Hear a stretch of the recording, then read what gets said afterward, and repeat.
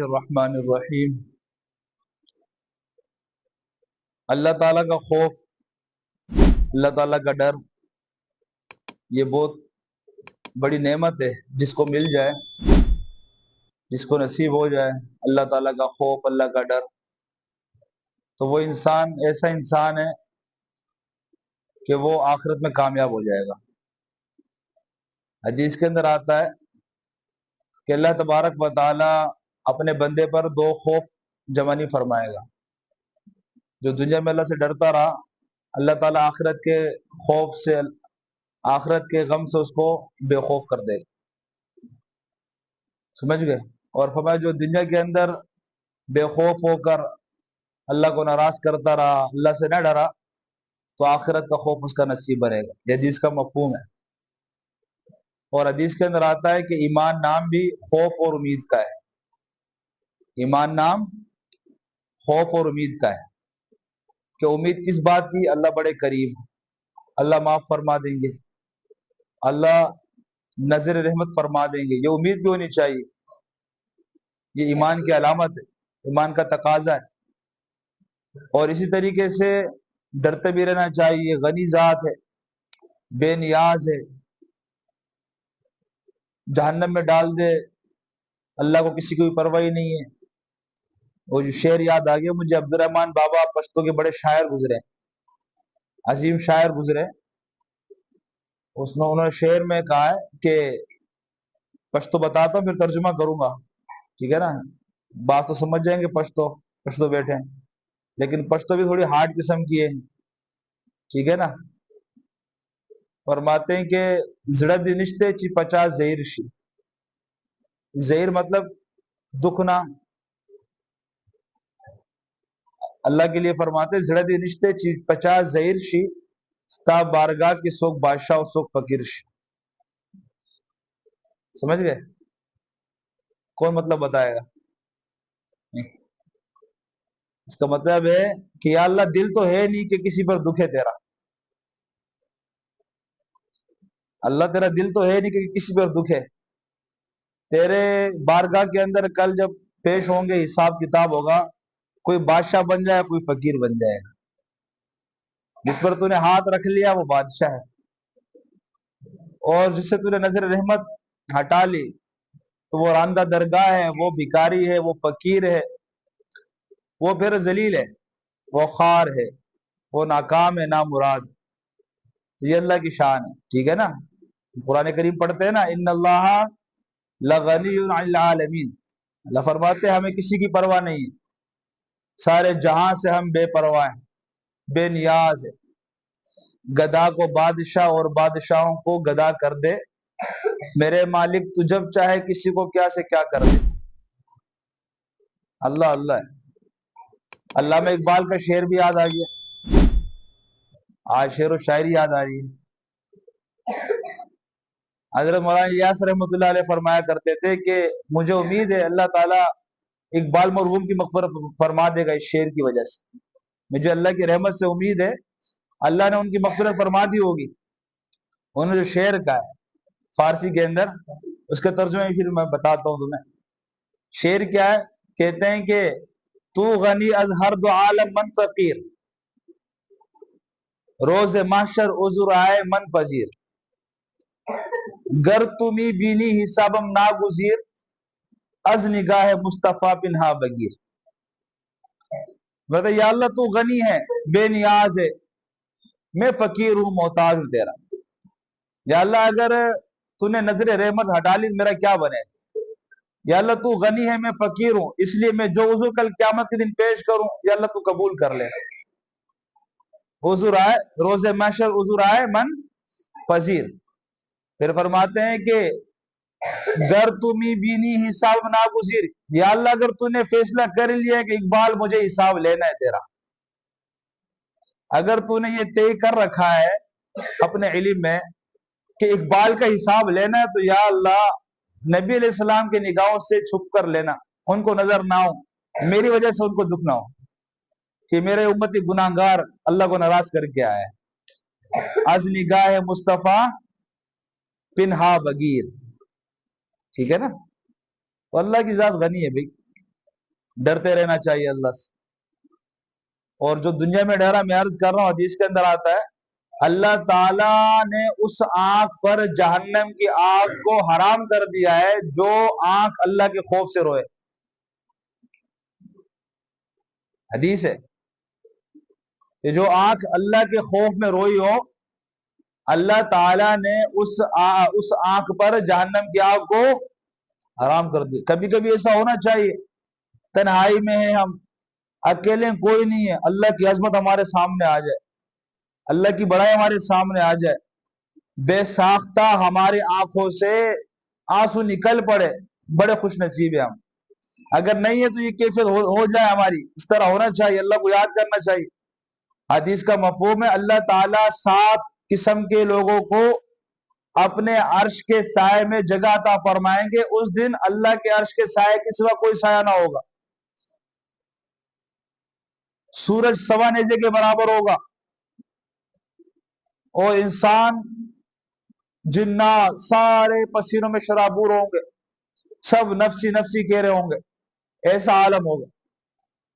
فرمایا 7 خوش نصیب لوگ 7 قسم کے اچھے لوگ. اب ایک قسم میں کتنے ہزاروں ہو لاکھوں اللہ کے علم میں لیکن 7 قسم کے ان خوش نصیب لوگوں میں سے ایک قسم وہ ہے ذکر اللہ خالیا ففاضت عیناہ. نبی علیہ السلام فرمایا کہ تنہائی میں اللہ کو یاد کیا اللہ کا دھیان کیا یا تو شوق میں اللہ سے ملاقات کی شوق میں خوشی کے آنسو نکل پڑے یا اللہ کے سے خوف کی وجہ سے کہ اللہ اتنے بڑے اللہ کے سامنے پیش ہونا ہے کیا بنے گا خوف میں آنکھوں سے آنسو نکل پڑے تو میں اللہ اس بندے کو اپنے عرش کے سائے میں جگہ عطا فرمائے. ایسا ہونا چاہیے بچوں. اور یہ نہیں سمجھے کہ بڑے ہوں گے تو ہم نیک بنیں گے. ابھی جو نیک بن گیا وہی نیک رہے گا. ہاں سمجھ گئے. ہاں بچپن کی نیکی آپ کو بڑھاپے میں نیک بنا کے رکھے گی. ہاں یاد رکھنا ابھی سے نیک. ہر بچہ یہ کوشش کرے یار میں زبان سے جھوٹ نہ بولوں میں کسی کو تکلیف نہ دوں یار میں کسی کو غلط نام سے نہ پکاروں میں کسی کی غیبت نہ کروں میں کسی کی دل آزاری نہ کروں. بھائی میں نماز کبھی نہیں چھوڑوں گا یہ عزم کر لیں. سمجھ گئے. ابھی نیک ہوں گے تو انشاءاللہ بڑے ہو کر نیک رہیں گے.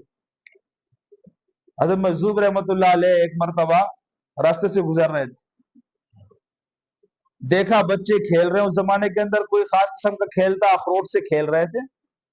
وہ ایک بچہ جو ہے وہ اکیلا کھڑا ہے جسے کسی غم میں گہری غم میں ہو وہ کسی گہری فکر میں ماں اور مصروف ہو. دیکھا وہ قریب ہوئے فرمایا بچہ آپ نہیں کھیل رہے آپ بھی کھیلو نا ان کے ساتھ. مجذوب مجھے تو آخرت کی فکر لگی ہوئی.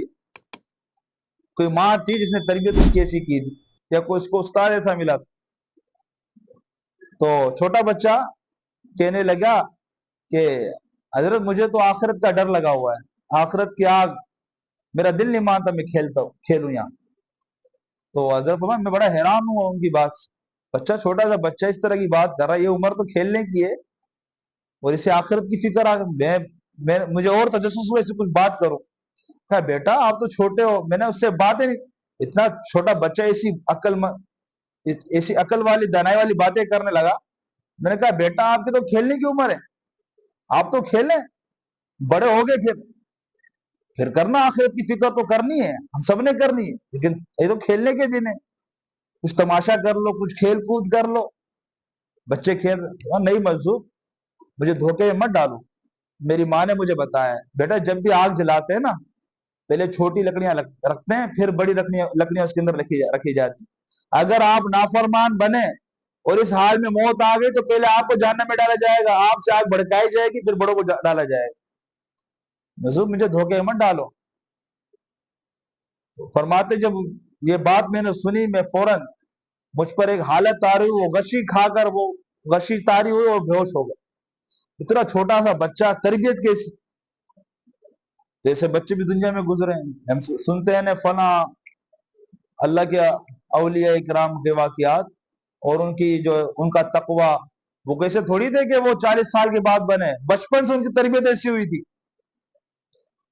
امام بخاری رحمت اللہ علیہ اور دوسرے جتنے بھی یہ سارے بڑے بڑے اولیاء کرام گزرے ہیں، حضرت شیخ عبد القادر جیلانی رحمۃ اللہ علیہ، بچپن کے ان کے واقعات مشہور ہیں، کیسی ان کی تربیت ہوئی تھی کہ ماں نے یہ کہا تھا بیٹا جھوٹ نہیں بولنا۔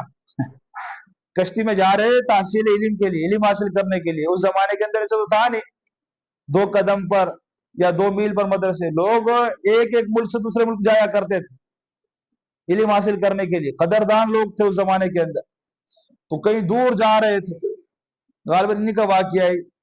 تو جب کشتی میں سوار ہوئے تو چور آ گئے، ڈاکو آ گئے، لٹیرے آ گئے، سب کی تلاشی لی، جو تھا ان کے پاس ان کے کوئی خاص قسم کے کپڑوں کے اندر کچھ اس طرح وہ انہوں نے ماں نے سیے رکھے تھے، وہ جو اس زمانے کی اشرفیاں تھی وہ اس کے اندر چھپی پڑی تھی، نظر نہیں آ رہی، انہوں نے تلاشی لی، جو کچھ سامنے تھا وہ تو لے لیا لیکن وہ چھپی تھی، ہمیں اور کچھ تمہارے پاس ہے؟ تو کہنے لگے ہاں میرے پاس اور ہے، جھوٹ نہیں بولا۔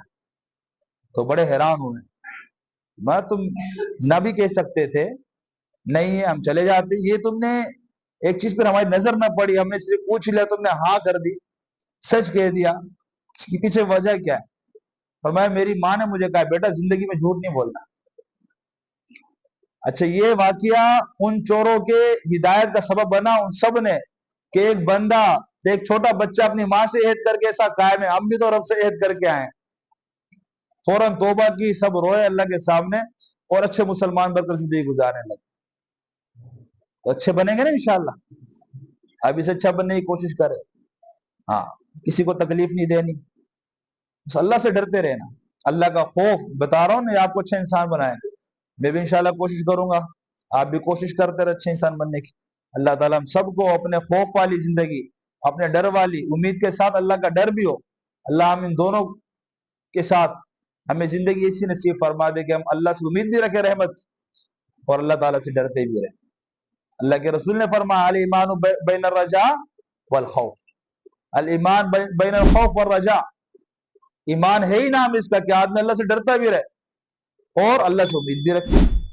نبی علیہ السلام کی ایک حدیث ہے، آپ نے فرمایا سب سے زیادہ خوف زدہ کرنے والی آیت قرآن کریم کی، فرمایا فَمَن يَعْمَلْ مِثْقَالَ ذَرَّةٍ خَيْرًا يَرَهُ وَمَن يَعْمَلْ مِثْقَالَ ذَرَّةٍ شَرًّا يَرَهُ۔ اللہ فرماتے ہیں جو ذرے برابر نیکی کرے گا اسے قیامت کے دن نظر آ جائے گی، جو ذرے برابر نیکی کرے گا اسے وہ بھی نظر آئے گی، جو ذرے برابر برائی کرے گا وہ بھی نظر آئے گی۔ یہ خوف زدہ کرنے والی انسان کو یاد، ذرہ، ذرہ کیا ہوتا ہے؟ جو ہاتھ میں نہیں آئے، جس کے حصے کرے حصے نہ ہو، اس کو ذرہ کہتے ہیں۔ آپ نے دیکھا روشن دان میں سے جب کبھی سورج کی روشنی آ رہی ہوتی ہے، چھوٹے چھوٹے ذرات نظر آتے ہیں نا، یہ کچھ ان کا وجود ہے لیکن ہاتھ لگاؤ ہاتھ میں نظر نہیں آتے، اس کو ذرہ کہتے ہیں۔ یہ ایک ایک ذرہ ہے، ایسا حساب ہوگا، ایسا انصاف۔